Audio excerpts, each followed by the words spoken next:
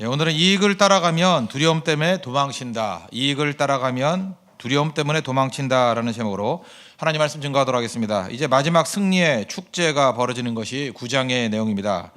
1절 보겠습니다. 아달월 곧 12째 달 13일은 왕의 어명을 시행하게 된 날이라. 유다인의 대적들이 그들을 제거하기를 바랐더니 유다인이 도리어 자기들을 미워하는 자들을 제거하게 된 그날에 드디어 디데이가 되었습니다. 12월 13일. 원래는 유다인들이 다 죽을 날이었죠. 근데 뒤집혀가지고 오히려 아말렉 족속, 아각 족속들이 죽는 날이 되었다. 그러니까 하나님 믿고 의지하는 백성들에게는 다 뒤집힌다는 것입니다. 여러분 인생 가운데서도 이렇게 죽을 날이 되었을 때 이렇게 뒤집히는 일이 벌어진다는 거예요. 이런 뒤집힌다라는 대표적인 주제가 나타나는 것이 한나의 기도.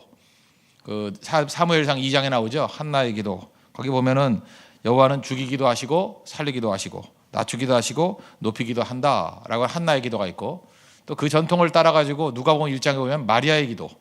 다 뒤집힌다는 거예요. 그죠? 아이 못 낳는 여자가 아이를 낳게 되고 낮은 자가 높아지게 되고 다 뒤집힌다. 오늘도 이 성탄 새벽에 여러분의 삶 가운데도 이런 불임절과 같은 뒤집히는 역사가 있는 우리 믿음의 종들 되기를 바랍니다. 그게 우리의 의지라는 거예요. 여기 보니까 하나님께서 우리에게 어떤 때 큰 시험을 주시잖아요. 큰 대적을 주시는 이유가 무엇입니까? 사실 그 에스더나 모르드게 또 유다인들에게는 하만이라는 크나큰 대적이 있었습니다. 이유가 무엇입니까? 그 큰 대적 때문에 오히려 거물이 된 거예요. 하나님께서는 하나님 백성들을 키울 때 잔챙이로 키우지 아니하고 거물로 키울 때는 큰 거물 대적을 보내주십니다. 하만이 있었기 때문에 모르드게가 되는 거 아니에요. 만약에 하만과 싸우지 않았다면 모르드게가 어떻게 그런 총리 같은 역할을 감당할 수 있었겠습니까? 제2인자가 되는 거. 하만과 싸워서 이겼기 때문에 가능한 일이라는 것입니다. 독일 사람들한테 물어보면 독일 문학사의 양대 기둥이 누구냐? 그러면 독일 사람입니다. 제일 많이 드는 게 괴테죠. 괴테를 제일 많이 들고, 또 하나 쉴러라는 사람입니다. 괴테와 쉴러가 동시대 사람인 거 아시죠? 나이 차이는 10년 차이 되는데 18세기 말부터 20세기에 걸쳐서 독일 문학을 이렇게 세운 그런 대표적인 사람이라는 것입니다. 두 사람이 사이가 별로 좋을 리가 없죠. 천재끼리 만나는데 뭐 좋겠습니까? 근데 이 두 사람이 1794년도에 우연찮게 만났어요. 45세일 때, 괴테가 45세일 때 만나서 슐러는 35이죠. 그러니까 35, 45이 만난 거예요. 만나고 난 다음에 죽어라 싸웠습니다. 논쟁을 벌였는데 얼마나 논쟁을 벌였냐면 편지가 주고받은 게 1000통이 넘어요. 욕하면 또 욕이 오고, 요즘 같으면 뭐 이렇게 그 인터넷으로 욕을 했으면 아마 하루 저녁에 다 이루어질 일이지만 옛날에 편지로 주고받아야 되니까 주면서 또 사귀고 또 욕하고, 그러다가 이 사람들이 얼마나 발전했는지 아십니까? 20대에 우리 괴테의 대표적인 작품이 젊은 베르테르의 슬픔, 그런 거 있죠. 좀 아는 척 좀 하지. 몰라요 그거? 거기 여자 주인공이 롯데 아니에요? 그래서 롯데백화점 나오고, 그죠? 거기 롯데인가요? 예, 뭐 이렇게 그 사실 저도 사실 읽어봤지만 뭔 소리인지 모르겠더라고요. 잘. 그 젊은 베르테르의 슬픔, 저는 이게 문학 작품 별로 좋아하지 않으니까 이런 류는 별로 안 좋아해요. 어쨌든 이게 뭐 대표적인 거 아닙니까? 이거에 자극 받아가지고 너만 썼냐 그래서 뭐 이런 거 써봤어 뭐 이런 게 나와요 편지에. 그죠? 네가 무슨 뭐 연인의 마음을 알아? 뭐 그다음에 그 마음 내면의 세계를 너는 그릴 줄을 몰라. 껍데기만 그리는 게 뭐 대표적인 거냐? 왜냐면 쉴러는 주로 그 역사의 배경을 가지고 글을 많이 썼거든요. 그러면 역사 속에 나오는 스토리를 가지고 깊이 있게 하는 내용들을 보여줄 수 있어. 그래서 쓴 게 뭐냐면 비레른텔이에요. 그거 아시죠? 그 뭐 사과 얹어놓고 뭐 사과 먹는 게 아니라 쏘는 거 뭐 이런 거 있잖아요. 그죠? 그 슐러가 그때 나온 거야. 만약에 슐러가 괴테와의 이 논쟁이 없었다 그러면 이 비레른텔 이런 거 나오지 못했을 거라고요. 그러고 난 다음에 이게 워낙 또 사람들에게 알려지고 또 연극으로도 많이 나오고 이게 뭐 진짜 센세이션을 일으킨 거예요. 그때 이제 괴테가 또 열받은 거죠. 그래서 나도 쓸 수 있어. 그래가지고 그보다 더 깊은 세계, 영적인 세계를 난 다룰 수 있어. 너는 정신 세계를 다루지, 나는 영적인 세계를 다룰 수 있어. 그래서 쓴 게 파우스트라고요. 파우스트. 그것도 좀 아는 척 하세요. 파우스트. 예. 사실 파우스트 쓰면서 그런 얘기를 했어요. 그죠? 슐러의 자극이 없었다 그러면 나는 파우스트를 쓸 수 없었다. 슐러가 나에게는 제2의 청춘을 주었다. 뭐 이게 칭찬 아니에요. 욕한 거예요. 그죠? 저놈 때문에 내가 늙어 죽을 수 없어 이런 거죠. 내가 저놈 때문에 죽어도 절대 제명에 못 죽어. 내가 명작을 쓰고 죽을 거야. 뭐 이런 거였다고요. 두 사람과의 대적 관계가 서로에게 도움이 됐던 거죠. 마찬가지로 하나님께서 우리에게 이게 최고의 것을 만들기 위해서는 큰 대적 주신다는 것입니다. 그래서 대적이 크다는 건 뭐냐면 하나님이 나를 크게 보시는구나. 대적이 큰데 안 죽으면 그거보다 더 센 거 아니에요. 그런 식으로 우리 인생을 이끌어 가신다는 것입니다. 그래서 시각이 바뀌자고요. 뭐 시험이 많다 이렇게 생각하지 말고 내가 거물 되겠구나. 하나님 나를 크게 사용해 주시겠구나.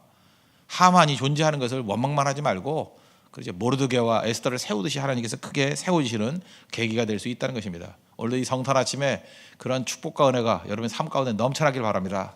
2절 보겠습니다. 유다인들이 아하수에로 왕의 각 지방 각 읍에 모여 자기들을 해하고자 한 자를 죽이려 하니 모든 민족이 그들을 두려워하여 능히 막을 자가 없고. 그러니까 유다인들이 스스로 자기를 방어하게 만들었다 그랬죠. 이게 중요 원칙입니다. 목마른 사람이 우물 판다. 이해 당사자에게 일을 맡겨야 돼요. 이해 당사자에게. 그러면 일이 쉽게 이루어진다는 것입니다. 두려움이 일하게 만들었다는 것이죠. 3절 각 지방 모든 지방관과 대신들과 총독들과 왕의 사모를 보는 자들이 모르드게를 두려워함으로 다 유다인을 도우니. 이 사람들이 원래 유다인들 죽이려고 부안해동하던 사람들 아닙니까? 하만 따라가지고. 근데 이제는 두려워서 도와주었다 이렇게 얘기를 합니다. 세 종류의 인간이 있다 그랬죠. 이익 때문에 움직이는 사람, 의리 때문에 움직이는 사람, 사상 때문에 움직이는 사람. 그래서 이익 때문에 움직이는 사람을 욕하지 말라고요. 이익 주면 움직여요. 의리 때문에 움직이는 사람은 의리만 지켜주면 움직여요. 그러나 사상 때문에 움직이는 사람, 또 우리 식으로 하면 믿음 때문에 움직이는 사람은 아무 보상이 없더라도 움직입니다. 우리 이런 사람 돼야 되겠죠. 그런데 이런 사람 되자라고 하면서 사람 비난할 필요 없다라는 거예요. 사람은 각 수준이 있습니다. 수준대로 사용하면 된다는 것입니다. 이익 때문에 움직이는 사람은 뒤집어서 두려움 때문에 도망칩니다. 그래서 이익 때문에 움직이는 사람들은 별로 그렇게 위험한 게 아니에요. 그 사람들은 이익을 주면 또 따라오든지 아니면 위협을 가하면 두려움 때문에 또 다 쫓아오든지 도망가든지 그럴 수 있다는 것입니다. 여기서 할 수 있는 게 뭐예요? 스스로 변수 같은 인생을 사는 인생은 이익 때문에 움직이는 거예요. 그래서 이익 때문에 움직이는 사람이나 두려움 때문에 움직이는 사람은 동의어입니다.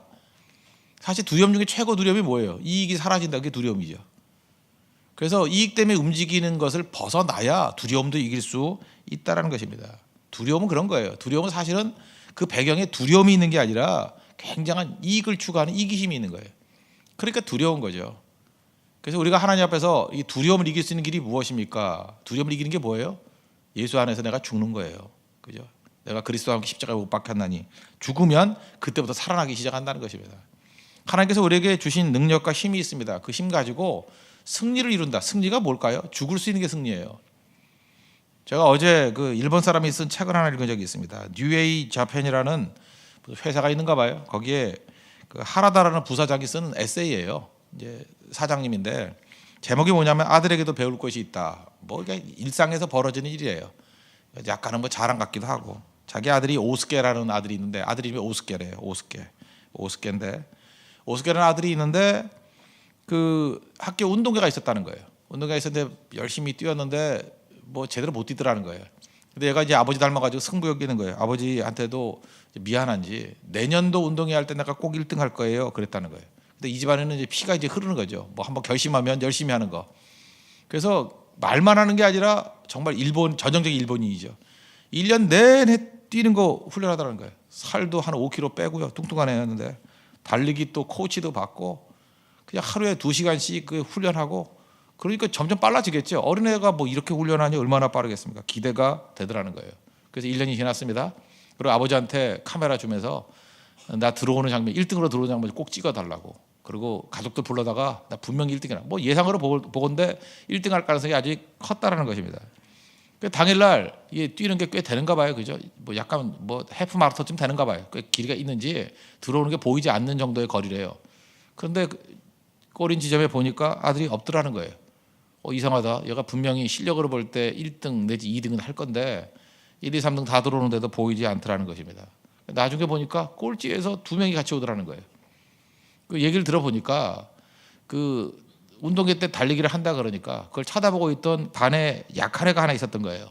약한 애가 병원에 있다가 퇴원한 지 얼마 안 되고 멀뚱멀뚱 쳐다보다가 자기도 뛰고 싶어가지고 나도 출전하겠다고. 그런데 제대로 못 뛰겠죠. 근데 이 오스케가 1등 할 것을 포기하고 그저 그 제일 병약한 친구와 함께 보조를 맞춰가지고 잡아주면서 같이 들어오더라는 거예요. 그러면서 아버지한테 그러더래요. 내년엔 1등 할게요. 그러면서 아버지가 너무너무 감격을 한 거예요. 이야, 정말 나보다 나은 아들이다. 그래서 아들에게서도 배울 것이 있다. 바로 무엇입니까? 이 아들은 자기가 얘기하는 게 그거예요. 똑같은 얘기. 이익의 한계를 넘어섰기 때문에 큰 인물 될 거래요. 뭐 아들 칭찬하는 거 팔불출이죠. 근데 아들에 대한 게 자부심이 있는 거예요. 얘는 어렸을 때 처음에 배워야 될 건 이익이래요. 어떻게 하면 열심히 뛰어가지고 1등을 할 것인가, 남을 이길 것인가, 그거 없인 되는 게 아니잖아요. 근데 얘는 어느 순간에 1년 동안 달리기 훈련하면서 자기 자신을 이기는 법을 배웠다라는 거예요. 잘 뛰는 1등 되는 법도 알았지만 더 중요한 것은 뭐냐면 이익을 뛰어넘는 그 세계를 벌써 봤다라는 거예요. 여러분, 인생이 이런 인생이 될 때 시각이 달라지고 차원이 달라지는 거죠. 여러분, 세상에서 제일 어리석은 게 뭐냐? 사람들 여러분 판단합니다. 이익 때문에 움직이는 사람, 이익 때문에 움직이는 사람한테 꼭 협박해요. 왜냐하면 그 사람은 두려움 때문에도 움직이거든요. 근데 이익에 대해서 초열하고 버릴 줄 알고 죽일 줄 아는 사람은 두려움 갖고 안 되는 거 압니다. 아무리 협박해도 안 된다는 거 알아요. 초대교회 보십시오. 이익을 저버리니까 두려움도 이기잖아요. 같은 얘기를 하는 거예요. 두려워하지 말라. 이 얘기는 뭐냐? 이익을 따라 움직이지 말라라고 동의하라는 것입니다. 그리스도와 함께 죽고 예수님의 가치만을 따를 수 있는 우리 믿음의 종 되기를 바랍니다. 4절 보겠습니다. 모르드게가 왕궁에서 존귀하여 점점 창대하며 이 사람 모르드게의 명성이 각 지방에 퍼지더라. 이제는 하만이 올라가는 것과 모르드게가 올라가는 것을 비교하고 있죠. 모르드게도 굉장히 유명해졌다는 것입니다. 근데 진짜 가치는 힘이 있을 때 조심하는 거죠. 남용 안 했다. 남용하지 않는 모습을 보여주고 있죠. 5절 유다인이 칼로 그 모든 대적들을 쳐서 도륙하고 진멸하고 자기를 미워하는 자에게 마음대로 행하고, 그러니까 철저하게 대적을 물리치는 장면이 나와 있습니다. 여기 도륙, 진멸 누가 쓰던 단어예요? 하만이 쓰는 단어를 그대로 쓰고 있습니다. 6절 유다인이 또 도성 수산에서 500명을 죽이고 진멸하고 수도에서 500명을 죽였다. 가까이 있는 대적을 이제 제거했다. 그 얘기죠. 7절부터 9절까지 이 10명의 하만의 아들 이름이에요. 일부러 이름을 기록했다 그러죠. 약간 조롱의 의미가 있는 거예요. 발음이 이상해야 됩니다. 이걸 잘 읽으면 안 돼요. 이름도 이상한 놈들이 이상하게 죽더라 그 얘기예요. 그죠? 또 바산다다, 달본, 아스바다, 보라다, 얘는 다자로 많이 끝나네. 아달리아, 아리다다, 진짜 다다가 많네, 그죠? 바마스다, 아리세, 그다음에 아리데, 외사다. 아마 이쪽 지방에는 뭐 다로 끝나는 게 아마 뭐 그런 것 같아요. 뭐 그 동유럽 쪽에는 여러 스키들이 있죠, 그죠? 여러 스키들, 예. 이놈의 스키부터 시작해가지고 여러 스키들이 있듯이 여기는 뭐 다로 끝나는 게 있는 것 같아요. 그러니까 이걸 읽으면서 이제 재밌는 거예요. 이름도 이상한 놈들이 이름 나열하는 거죠. 이렇게 죽더라. 열아들 원래 자랑거리였죠. 룻기서 4장 15절 보니까 나오미가 룻이 정말 대단한 며느리다 이렇게 얘기할 때 내 생명의 회복자요 노년의 봉양자다. 그러면서 비교하는 게 뭐예요? 그는 7 아들보다 귀하다. 그러니까 7 아들이 이스라엘 백성들이 생각하는 최상이에요. 복 중에 복이에요. 아들 7이 있으면 든든해 이런 거였다고요. 근데 10명이에요. 얼마나 자랑거리입니까? 힘의 근원이라는 뜻이죠. 이게 하루아침에 날아가 버리더라는 거예요. 여러분 잊지 마십시오. 자랑하는 건 다 빼앗겨 버립니다. 성경이 계속 강조하는 거예요. 히스기야 왕도 자랑하다 다 뺏겼죠. 그러니까 여러분 자랑이 많은 사람은 곧 그렇게 생각하면 돼요. 저 빼앗기겠군. 자랑하지 마십시오.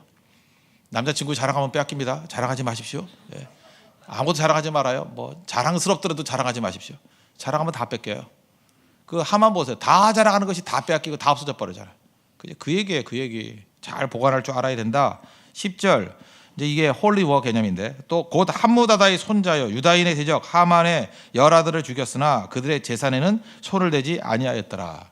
재산에는 손을 대지 아니하였다. 이게 아말렉하고 굉장히 중요한 개념이거든요. 이게 홀리워 거룩한 전쟁 개념인데 먼저 그 아말렉을 멸하라. 그럴 때 진멸하라. 다 죽여버리라. 사무엘 상에 나오죠. 15장에.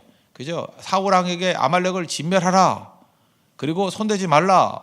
그런데 다 죽이지 않았죠. 그죠? 그래서 문제가 되고 또 여호수아서 기억납니까? 아위성 전투에서 그죠? 이게 패배하잖아요. 그 여리고에서 승리하고 난 다음에 거기 있는 것들 손대지 말고 하나님께 드리라. 그랬더니 그 7장 1절을 보니까 아간이라는 사람이 그 물건 몇 개를 훔치죠.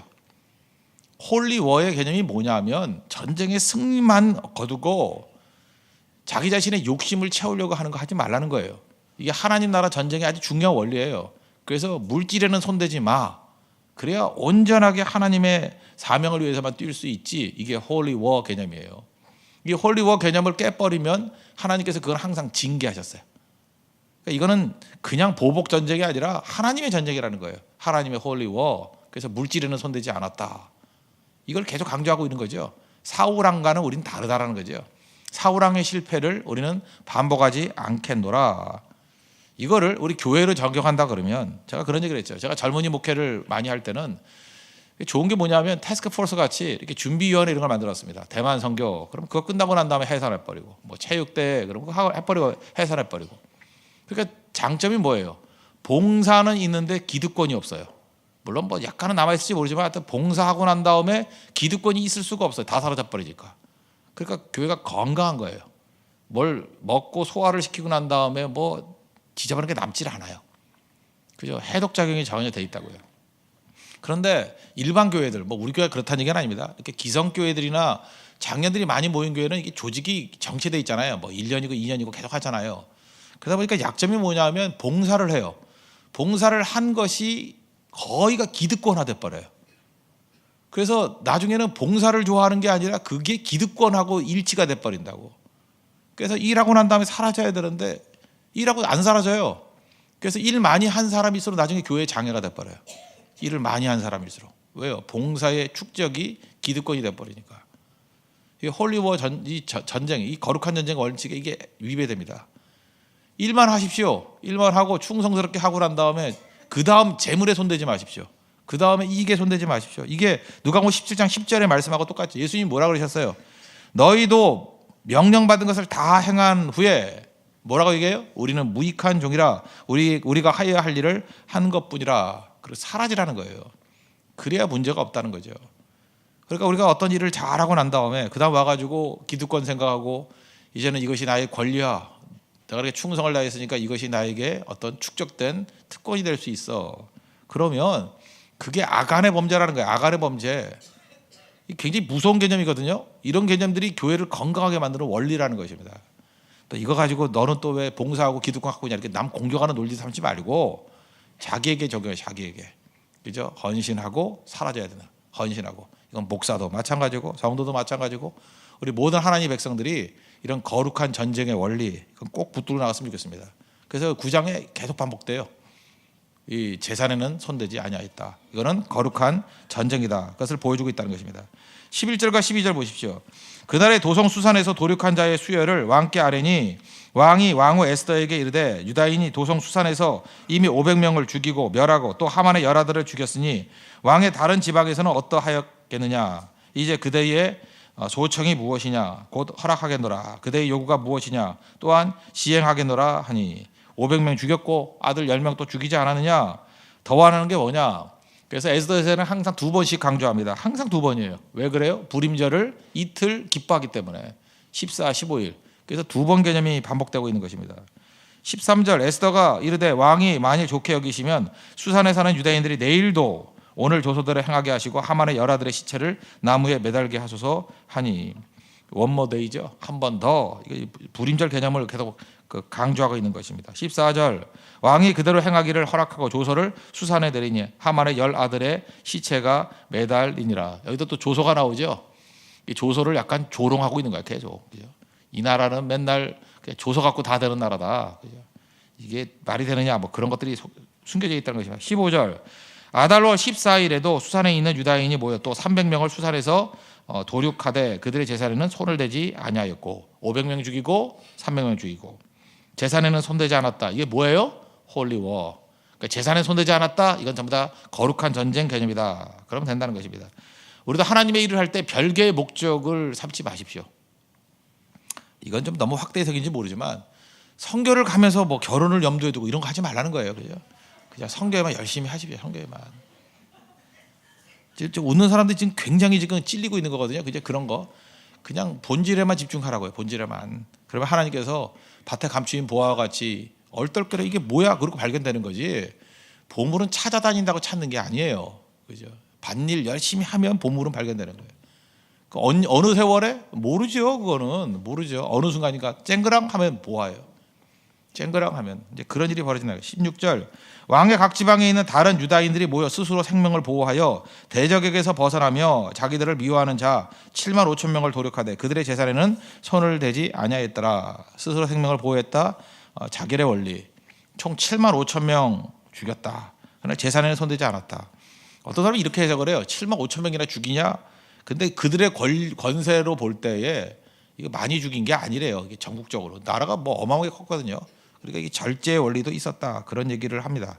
17절 아달월 13일에 그 일을 행하였고 그러니까 13일에 도륙 그다음에 14일에 쉬며 그날에 잔치를 베풀어 즐겼고 안식이죠. 하나님께서 안식을 주시더라. 18절 수산에 사는 유다인들은 13일과 14일에 모였고 제15일에 쉬며 이날에 잔치를 베풀어 즐긴지라. 이틀이 쉬고 참된 안식을 하나님이 주시더라. 19절 그러므로 시골에 유다인고 성이 없는 고을고을에 사는 자들이 아달월 14일을 명절로 삼아 잔치를 베풀고 즐기며 서로 예물을 주더라.